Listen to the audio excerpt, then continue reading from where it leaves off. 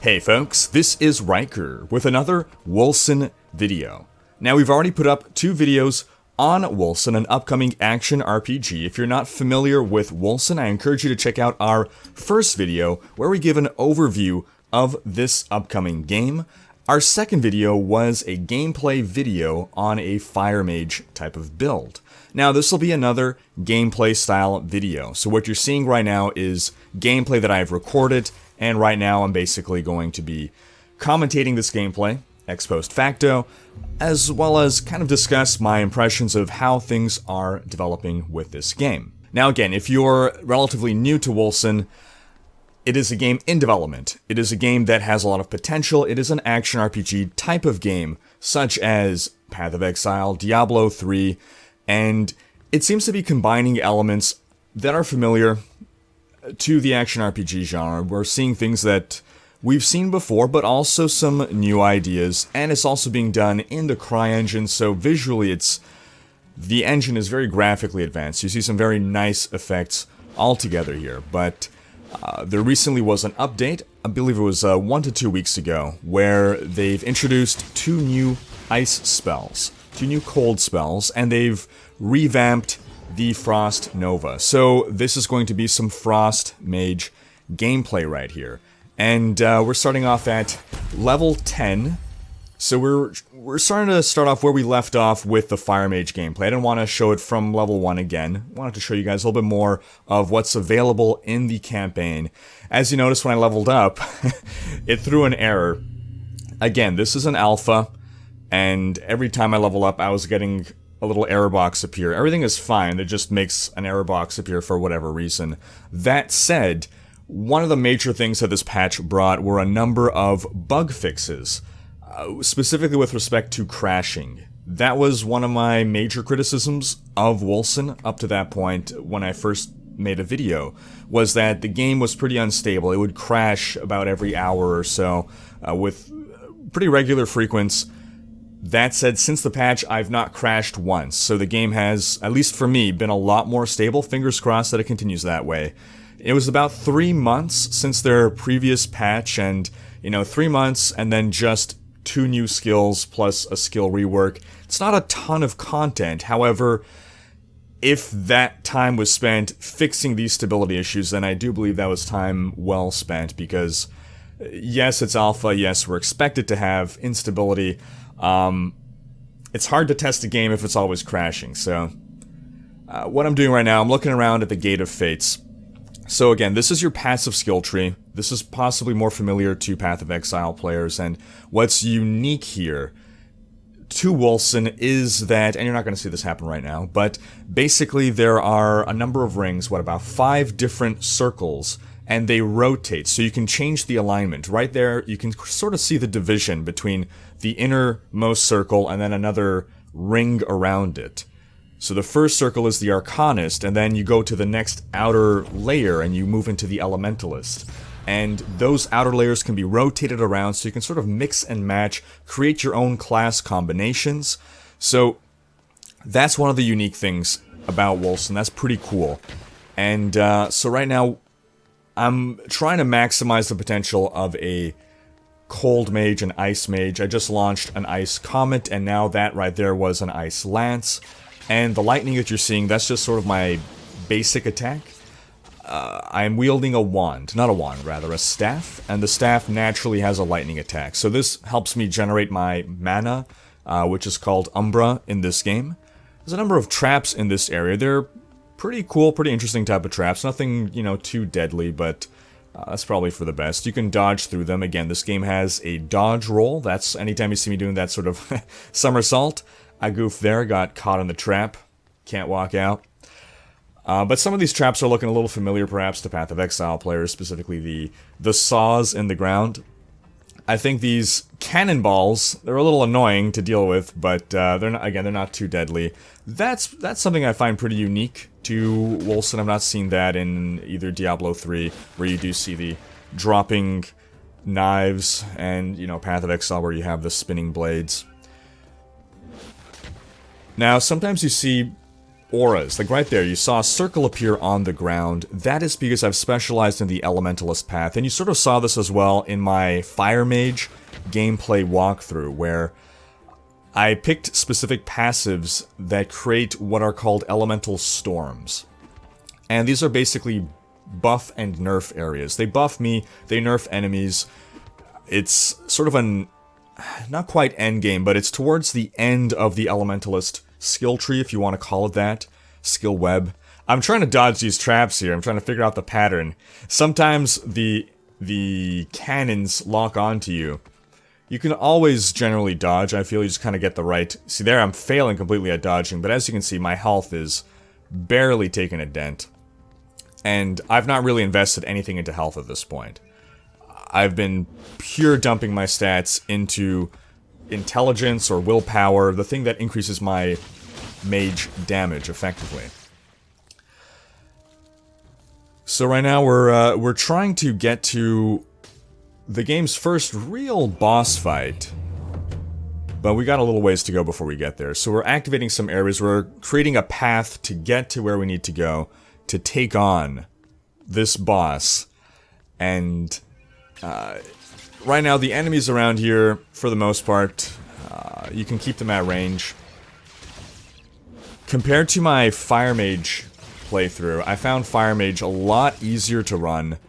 I don't know if that's just because the Fireball spell is imbalanced, because with the Fire Mage, if you remember watching that, it was basically just purely launching fireballs. I'd keep enemies at range, I'd launch fireballs, and the fireballs did tremendous damage. With the Ice Mage, I'm having a lot more Umbra management issues, and right now I'm trying to figure out, okay, where's the path? I've got to go down another branch now to finish unlocking the path that I need to take. But so overall, the Cold Mage didn't quite work as well, I feel, as the Fire Mage. I feel it's more difficult to run, trickier. You can't quite keep enemies at bay as well, but there are a couple perks. So the two new spells that we're dealing with here, Ice Lance and the Frost Comet. So the thing with the Frost Comet is that you aim where you want the comet to drop, so there you go, we got a comet drop, but there's a significant delay between the time that you click to cast the spell and the time required for the comet to drop. Now, as you level up, rather as you use skills, you level up your skills. So your Ice Comet starts at level 1 and then it goes up in level, and I believe it's every 5 levels you unlock a rune. You can select between 2 runes generally, seems to be the objective that the developers have. They haven't quite implemented all the runes yet, but I believe it is their objective that every 5 levels you get to pick between 1 of 2 runes, and at least one of those runes at some point will reduce the delay on that comet, so I'm trying to upgrade my comet power in order to get to the point where I can reduce the delay, because while it's not impossible to time, it is certainly a little bit of a challenge. You know, it's a lot more difficult than just shooting a fireball. So, it seems like a skill that's really good to deal with clustered groups of enemies. So ideally, if you can build up a good density of enemies, if you can kite enemies around into a big group and then drop your Ice Comets, get the timing right to drop the Ice Comets on them, you can do great damage with that. But again, the aiming is a little troublesome, and one thing that adds to that difficulty is that it seems, I'm not 100% sure on what's going on. There's some bug going on, but sometimes you're able to see where the comet will land, and other times you are not able to see that. I believe when you are outside in a wilderness terrain, you're able to see it. Like right there, you saw it slightly on the grass, but you don't see it on the tile. So if you cast the spell while outside on a wilderness tile, you'll see a circle appear where the comet will land. This helps you to know where you want to herd enemies. But if you are underground or apparently on a man-made tile, I suppose, you don't see it, and I'm pretty sure that's just a bug. I'm pretty sure that's not intended by the devs. But it adds to the difficulty. You have to sort of learn to time your comets. Not that there's anything wrong with that. I just feel that in general, when it comes to skills that are more difficult to run, there should be difficulty versus reward. And again, the throwing out my fireballs to the Fire Mage was just the easiest thing ever, and I feel that with the added difficulty involved in timing your comets, I don't think the damage is enough to justify that. So, but again, it's a new skill, they're still gonna tinker with it. And I don't know if the solution is actually nerfing Fireball, but regardless, the other spell, you're not seeing me use the other spell yet, Corpse Lance, so as you're seeing here, sometimes I'm landing those ice comets. We're in an area where there's a good density of monsters, and I guess fortunately for me, they're slow-moving monsters, so that makes it easier to time your comets, and it also makes it easier to kite the enemies and not just be overwhelmed and have to run away. In that instance, I'm trying to avoid that Gravedigger. The Gravedigger is a very interesting monster, I find. He has this mechanic of basically shoveling up, digging up undead and hurling them at you, which is pretty cool. I don't think I've seen that in a game before.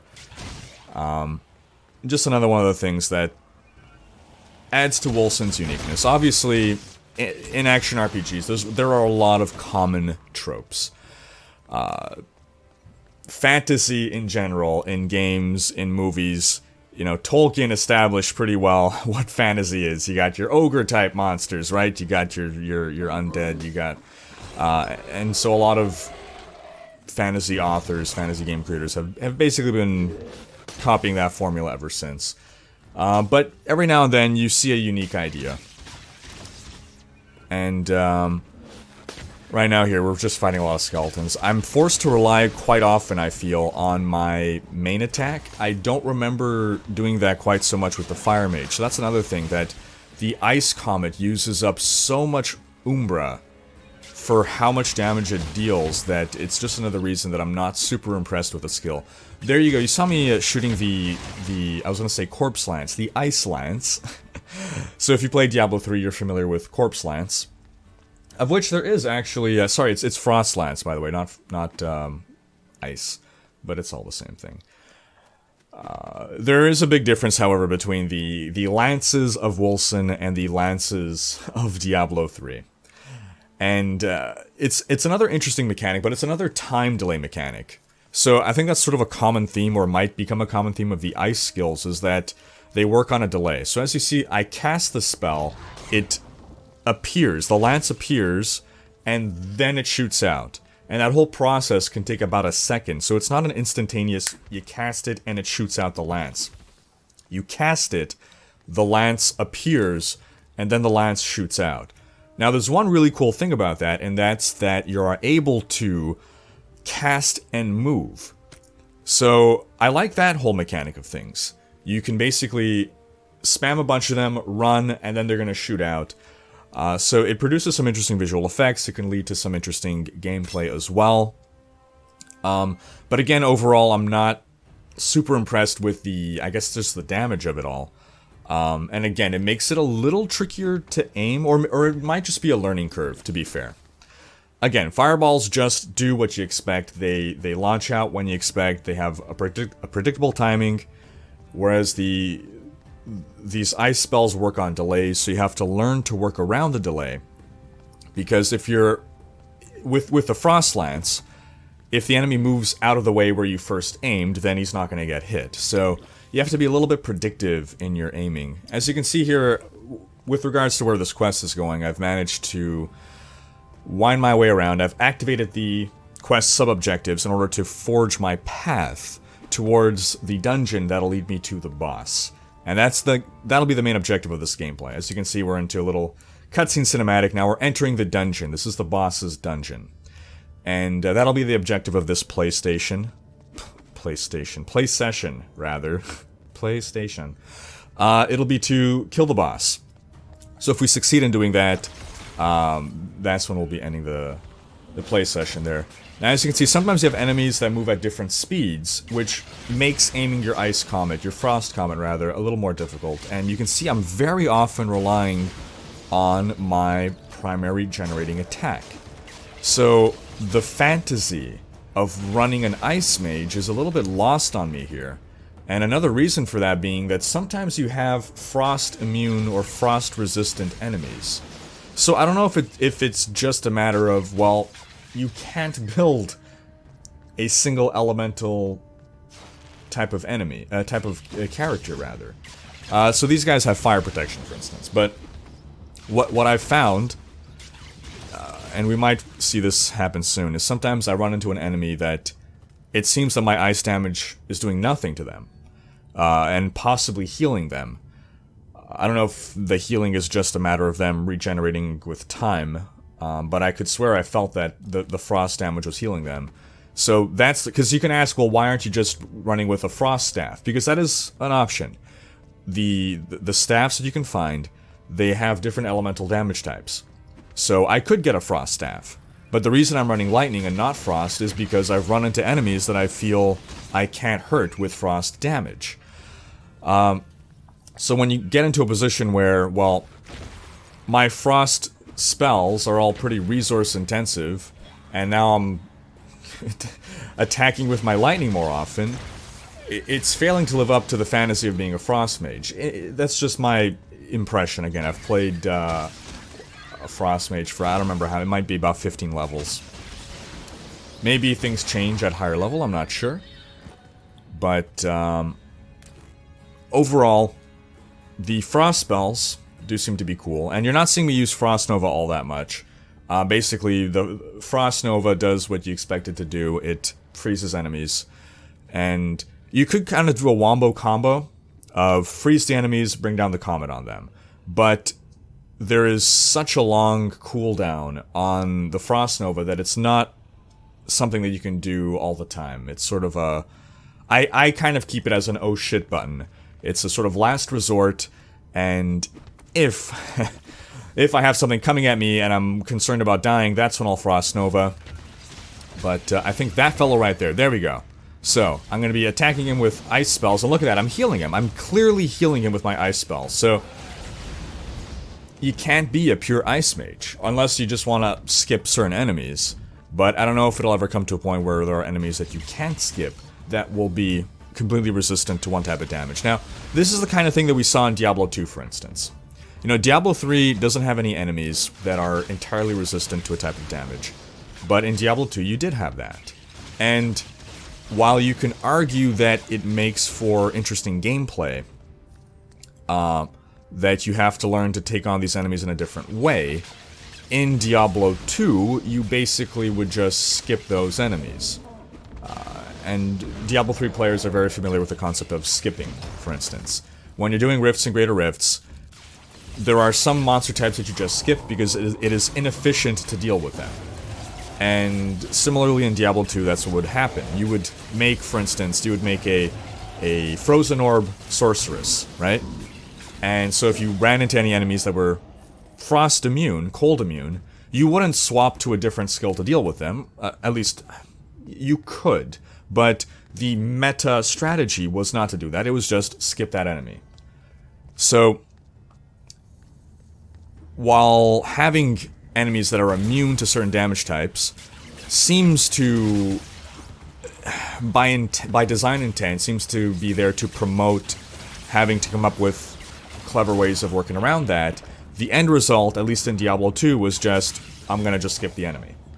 So, while the design intent seemed to have been, well, we want players to not just focus on one elemental damage type, as you can see the level up error, that wasn't what ended up happening. Now, it's possible that in Wolcen it will end up happening, but it is something that I am aware of as a possibility. It is something that I'm concerned about, that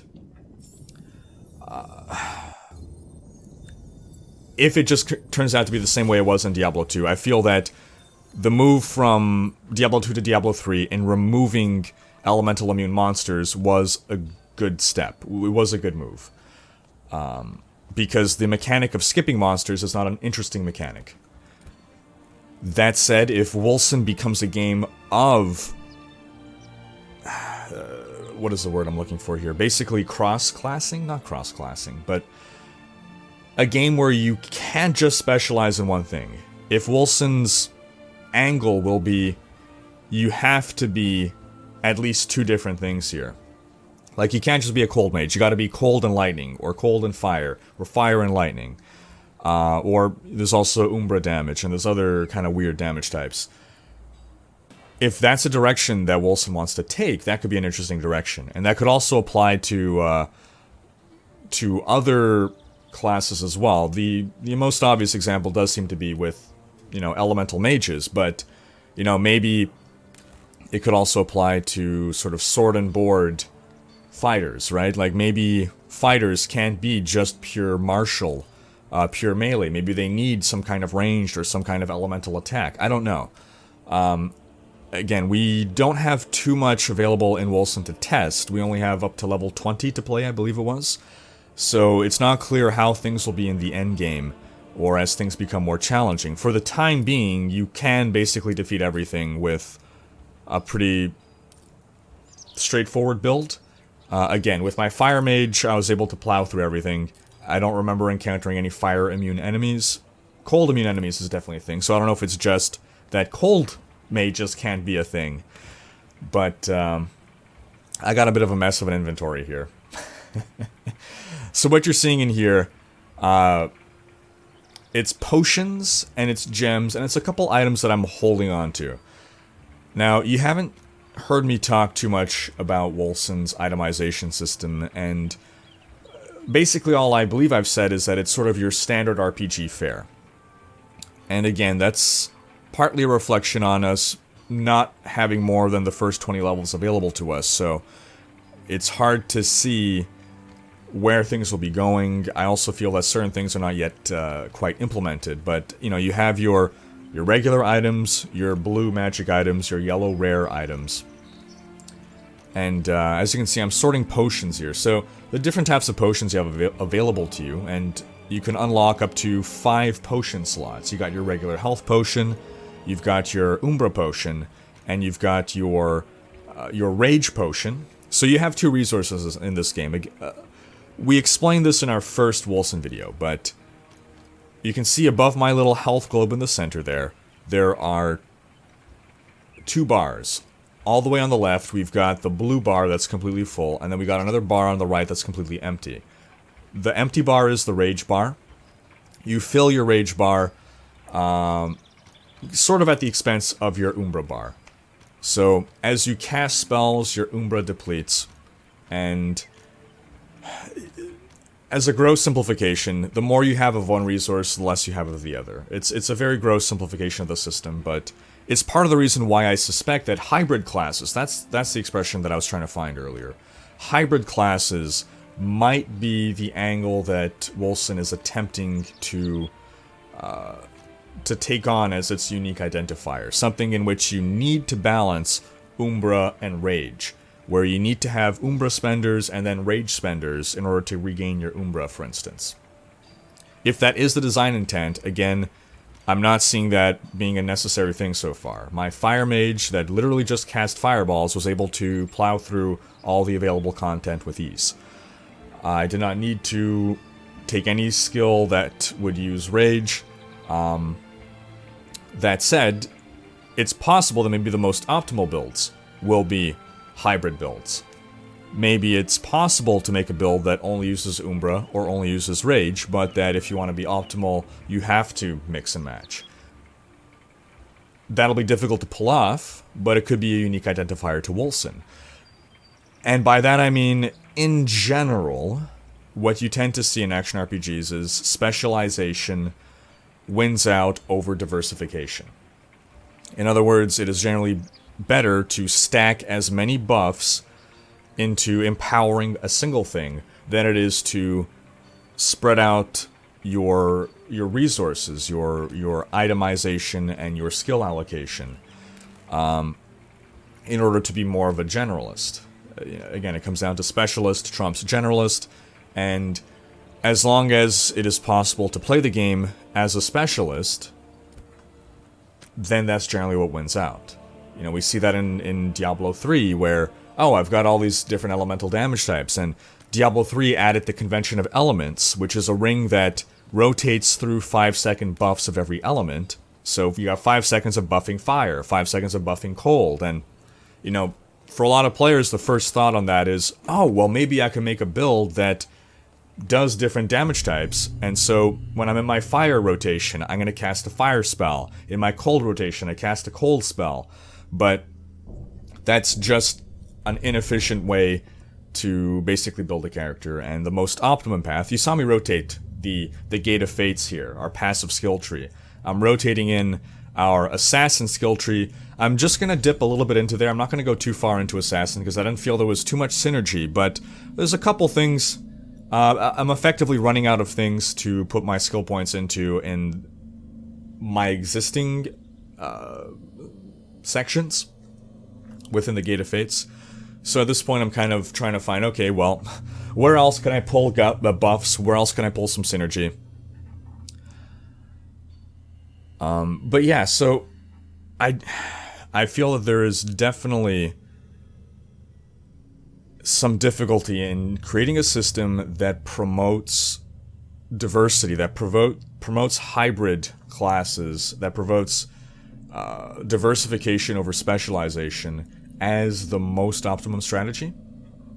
But I look forward to seeing sort of what happens. Again, I really don't know what Wolcen's endgame will look like. I'm really looking forward to seeing more of the Gate of Fates fleshed out. We've got at least one wheel in which there's nothing at all, and there's a lot of missing sections altogether. Right now, I'm basically looking around. I'm trying to see, okay, of my 3 total skill points, what is going to benefit me the most right now.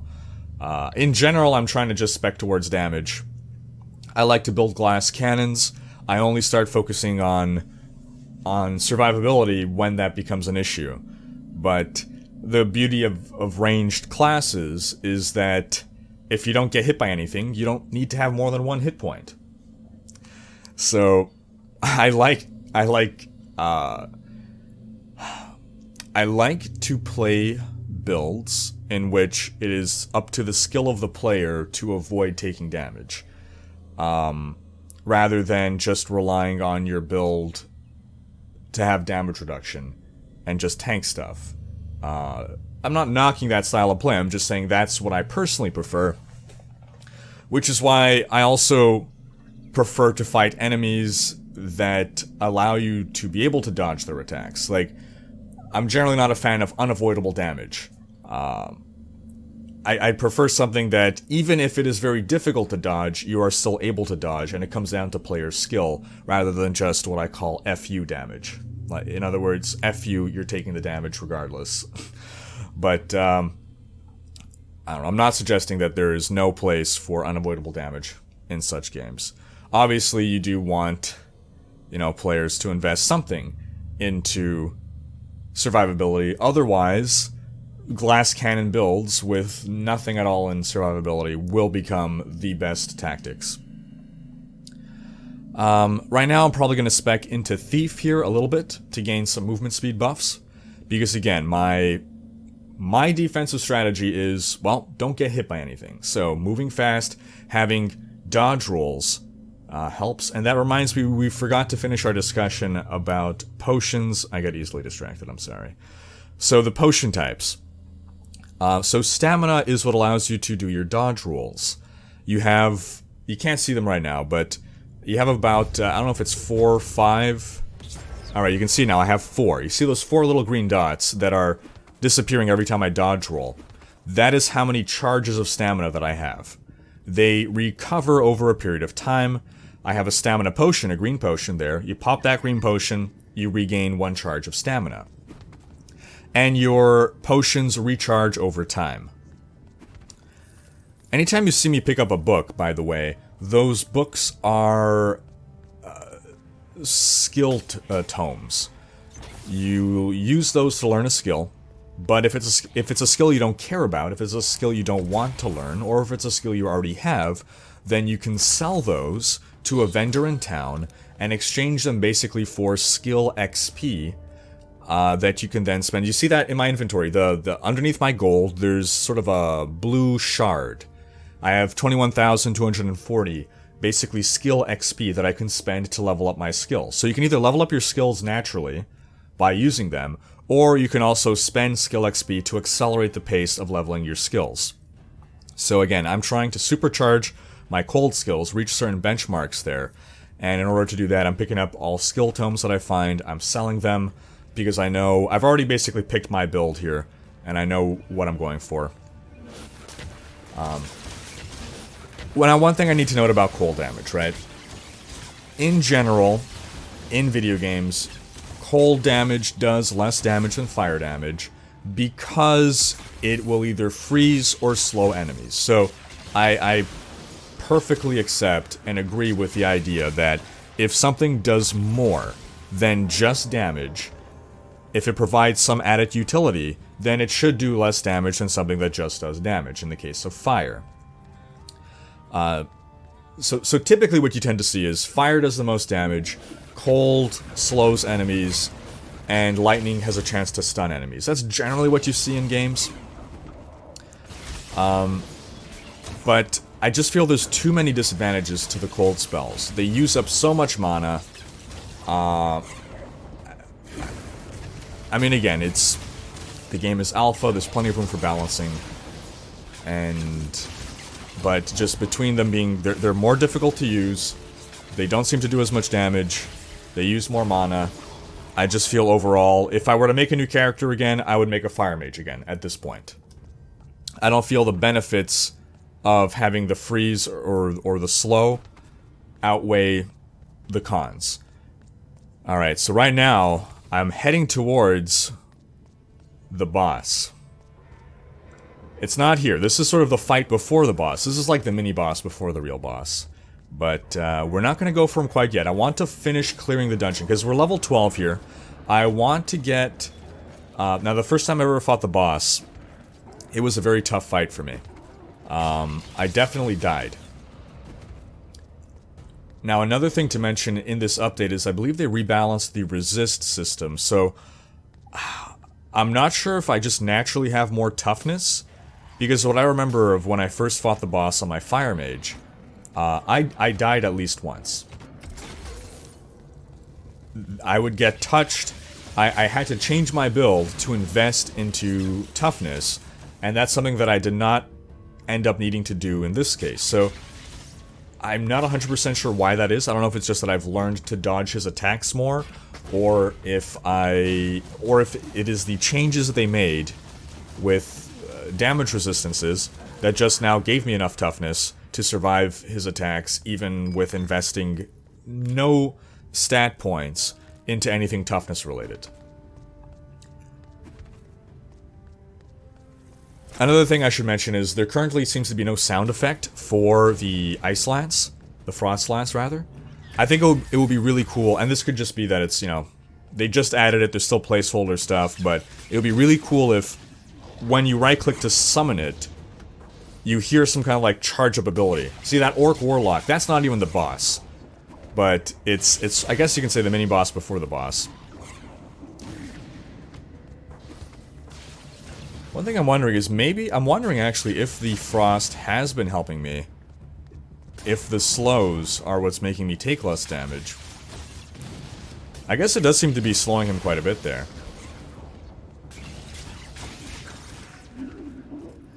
You'll notice that there's a lot of orbs dropping. There's some health orbs, there are resource orbs, globes, whatever you want to call them.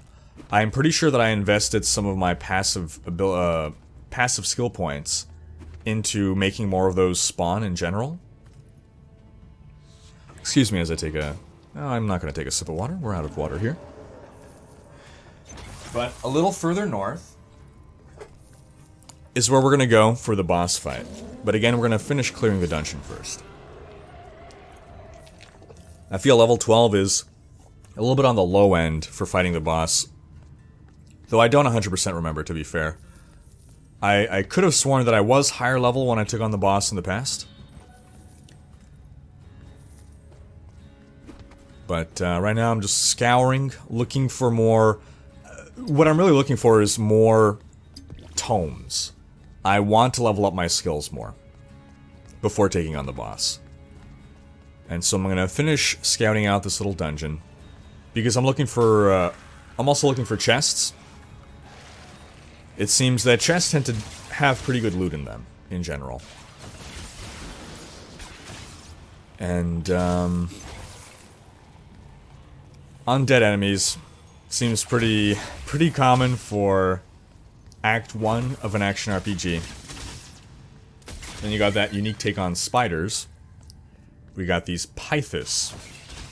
Some form of arachnid that is a mixture of a scorpion and a spider. But one thing that I do have to note with the Ice Mage playthrough, and again, I'm not sure if this is just a matter of me being more experienced in the game, I was not challenged by anything, really. I feel things took longer to kill than with the Fire Mage, but I do feel that with the Fire Mage I had more, oh crap moments. So I'm not sure if it's that I'm more experienced. I'm not sure if it's that the ice spells are crowd controlling enough to save me from those moments. And I'm not sure if it's the altered resistance system. So here we go, we got another Ice Crusher. I'm trying to hit him with ice spells, nothing's happening. He's healing. So I'm just gonna lightning him to death. It's a slower process, but at some point actually you're gonna notice that I'm going to... Oh, I think actually, yeah, now I'm actually using a proper lightning spell. Right. So when you see the things shooting out of my staff, I must have missed it, but at some point I switched to actually equipping a lightning spell because I realized, well, I'm gonna be fighting cold immune enemies. I don't want to have to just rely on the tiny bit of damage from my staff. Let me actually get a legitimate lightning spell to deal with these enemies. So already I'm feeling I'm reaching a point where I cannot run a pure Ice Mage. I have to be a hybrid mage. Which, honestly, it was a little disappointing to me. Because I wanted to just specialize in ice, but again, if that is the kind of game that Wolcen wants to be, then it's just about changing the mindset. I just feel that my Fire Mage experience led me to believe that yes, I can just focus on one element, so I realize now that I've missed a little wing all the way down there, so we're gonna have to take a little journey. But I turn the question to you folks, actually, here. It's a good moment for discussion. What are your thoughts on specialist versus more hybrid class builds? Do you want to be able to build a pure cold mage? Do you believe that Wolcen should allow us to fulfill that fantasy of being an elemental specialist? Or do you feel that you should have to be hybrid, that you can't put all your eggs in one basket? Right now I'm debating between which of these two runes. Do I want the skill to attack faster, or do I want to lower the Umbra cost? It's I'm trying to make the decision here. I'm possibly actually running some math at the moment. I do know, so I'm probably doing a cost analysis right now, yeah. The delay right here, I feel like I saw my mouse click out of screen. I'm jotting down figures. This is what I do. So I'm calculating the average lightning damage here on a range of 21 to 42. I'm looking at the Umbra cost, so I'm looking at, okay, how much damage per Umbra spent. I'm seeing, you know, the runes themselves give a description, but they don't give the full math, so I'm swapping between them to see how the skill details are changing. And I know that if things are balanced properly, and I believe for the most part they have been, there's generally no clear winner between the two choices. It comes down to more what you feel is more useful to you. That said, I feel that there possibly was one selection, I think I might have been on Ice Comet, I don't remember exactly. I do remember there was one skill somewhere where between the two runes, mathematically, it just seemed like one was clearly superior. It could just be needing things to be balanced, or maybe I wasn't factoring in something, but right now I'm making the Ice Lance do its work. It seems that ideally, when you're attacking one enemy, you want to use Ice Lance. When you're attacking a group, you want to use Ice Comet. And when you're out of Umbra, I'm using my Lightning. My base attack. I'm gonna take a sip of water right now.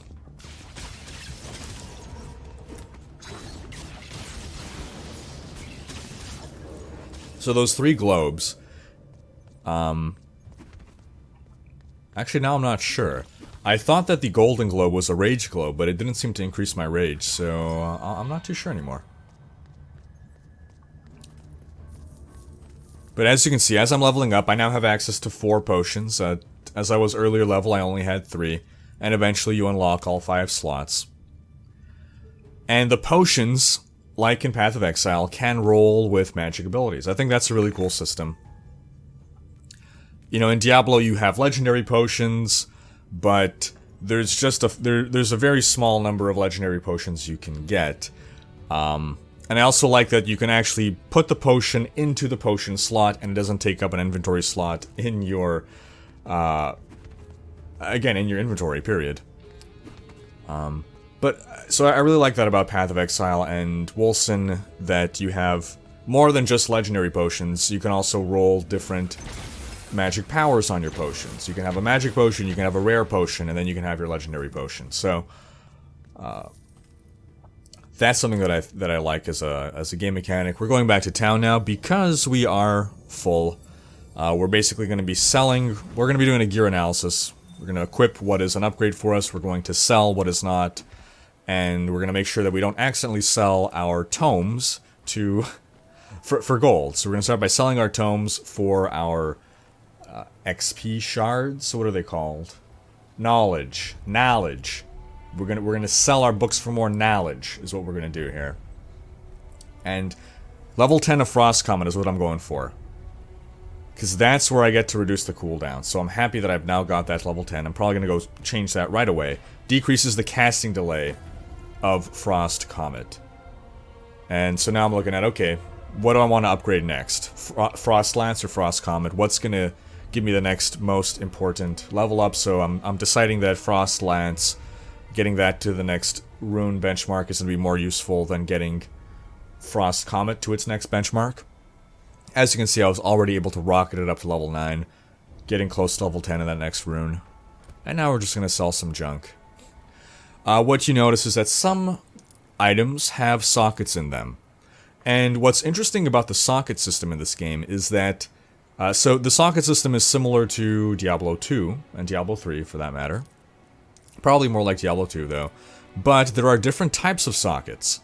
And I forget the exact name. You got support sockets, defensive sockets, and then one other type. It's probably offensive sockets. I don't know. Yeah, defense, offense, support. So every gem type that drops does a different thing depending on whether it's put into an offensive, a defensive, or a support socket.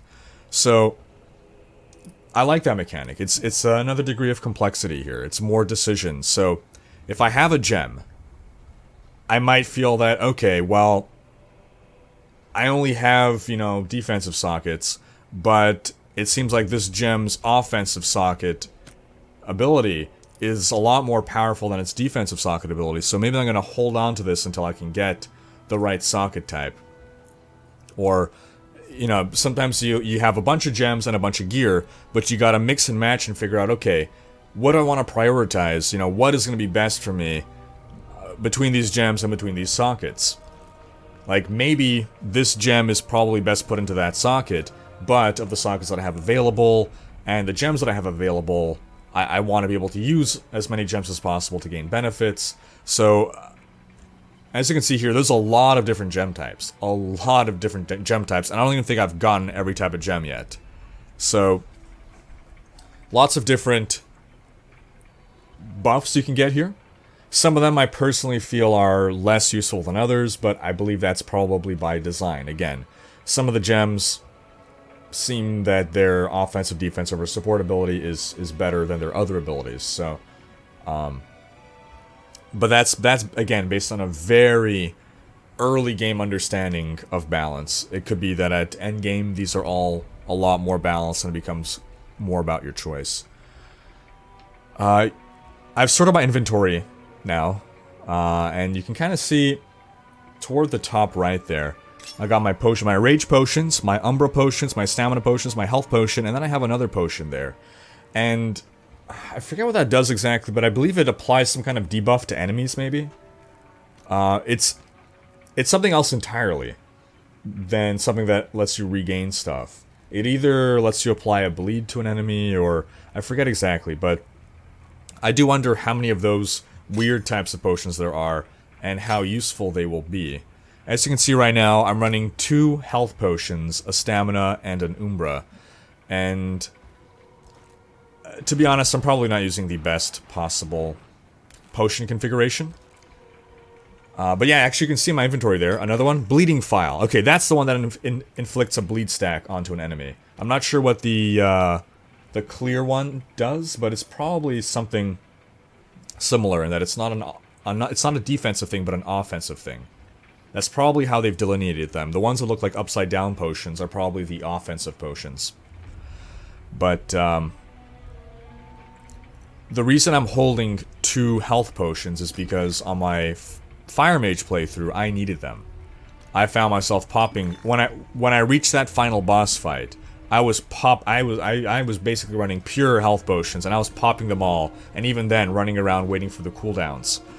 I feel that I've not really needed health potions so much on my Frost Mage playthrough. I should have had a lot more Umbra potions, my mana potions, to be able to recover mana. So maybe that's the secret. Maybe I wouldn't be running out of mana. Maybe I wouldn't have to be using the lightning spell, the basic wand ability as much if I had full-on Umbra potions. That said, I like to always have at least 1 stamina potion just because I like to move fast. Not just to get to different areas, but also the ability to dodge helps you stay alive. Again, you don't need a health potion if you never take damage. Now that said, the stamina potions are pretty costly. I think you have like 2 charges on the potion, and each charge gives you 1 stamina orb. So ideally 4 stamina potions would probably be what would make me the most happy right here. But yeah, I definitely don't have the most optimal potion setup.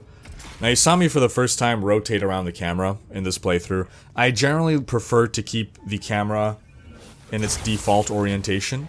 In this case, the reason I rotated was because you're on a widescreen monitor, the dimensions are greater left and right, so you're able to see enemies further out to the left and the right.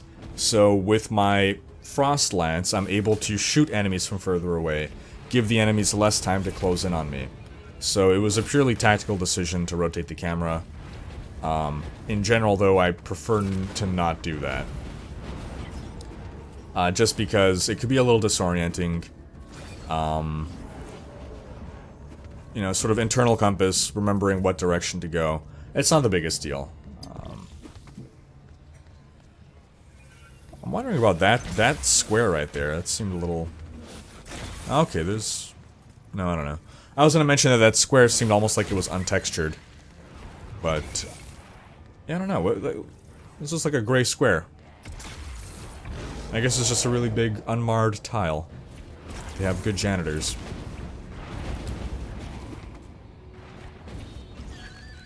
So as you might have noticed, there are orcs in this game. I think that's why, you know, thinking back, I remember in my, one of my playthroughs, I was talking about an elf, that we had to turn in a quest to an elf, only to realize that it wasn't an elf at all.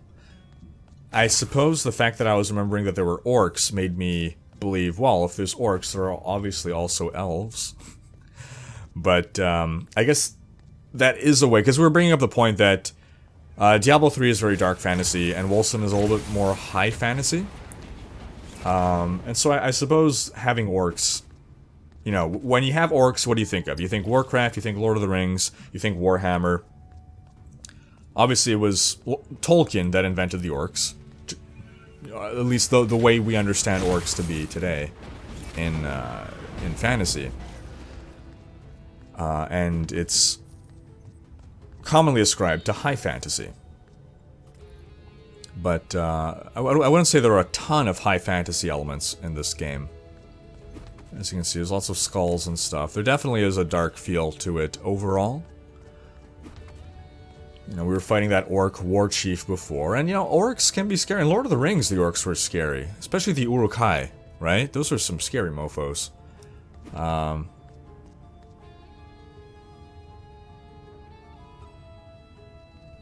I do really like the visual effect of the Frost Lance. And I hope it one day has a suitably awesome audible effect. And as you can see, the the Frost Lance is really powerful when enemies are not moving, when you can hit. But I guess that's par for the course for most of the spells, to be fair. Or if if they're coming straight at you, then they're gonna align perfectly with getting struck.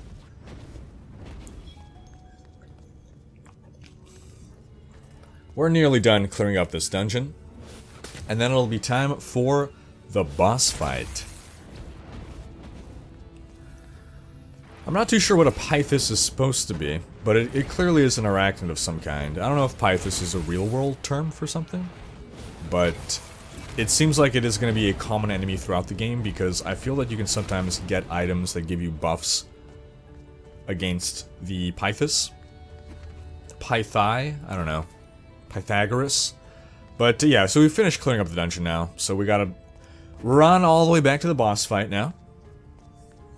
Although I'll probably port back to town to finish selling those last tomes, and I'm gonna cross my fingers that I have enough XP to get my Frost Lance to level 10, so that I can take on the boss a little more comfortably.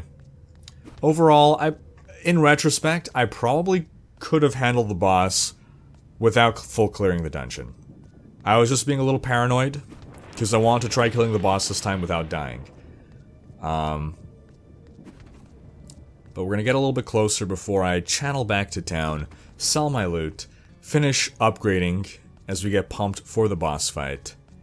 And, in a past version of this game, oh man, I would, like, consistently crash at the boss fight. And then I would have to, like, reload the game and clear my way to the boss all over again. It was...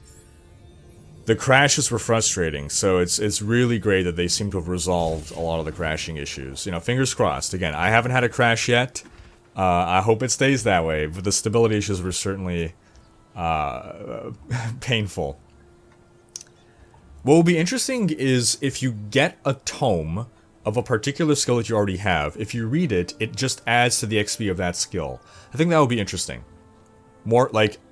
I know you can sell it and then use the XP to level up the skill, but I feel that if you get the tome of the exact skill, you probably should be able to trade it in for more than kind of selling. Like I feel that if I get a skill that I don't want, then, you know, breaking it down into XP, into knowledge, and selling it at a reduced rate is fine. But if I get the right skill, I feel like I should be able to upgrade more. Like, it should benefit me more, I feel, than a tome of an unrelated skill. I don't know. That's just my thoughts. It's not a big deal. Like, it's not going to be game-breaking, like, oh, this game is terrible because of this. But, you know.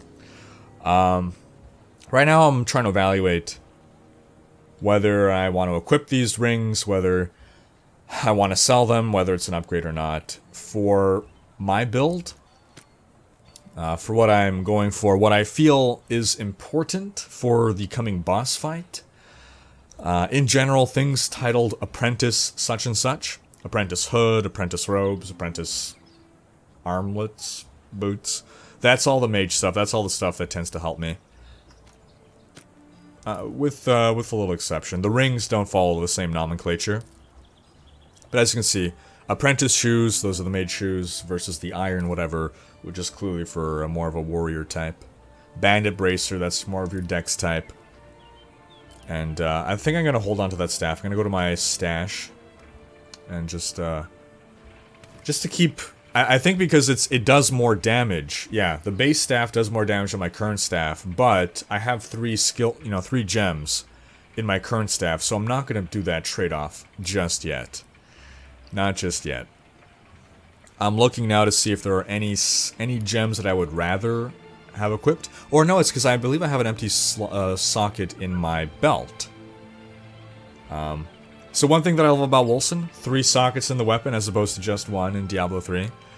Sockets and other stuff as well, like belt, and again, it's just more like Diablo 2 in that sense. Yeah, obviously you couldn't socket your belt in Diablo 2, but just, you know, from D2 to D3, fewer sockets in items and fewer socketable items. Yeah, I think you could have socketed your boots in Diablo 2. And your gloves. Yeah. And at higher level, you can get like those 6-socket weapons, right? With the rune words. So here we go. We're getting ready for the boss fight right now. There's a little fella over there that I realize I have to click, but I want to start by just quickly scouting the battlefield. I want to make sure there's no surprises for me. I want to make sure that I'm aware of where I'm able to flee. In this case, it's a pretty straightforward square. Or probably technically a rectangle. It seems like it's not perfectly square. But now we're going to go trigger the boss fight. And hopefully this goes well. So it's a pretty epic fight. And it's not even like this isn't the final boss of Act 1. This is more like getting to the Skeleton King, and appropriately so. This is the Bones Lord, Halaku. He's level 15, I'm level 12. That's part of the reason why I wanted to level up a bit more. I wanted to be a bit more prepared. But as you can see, I'm not really taking much damage. I've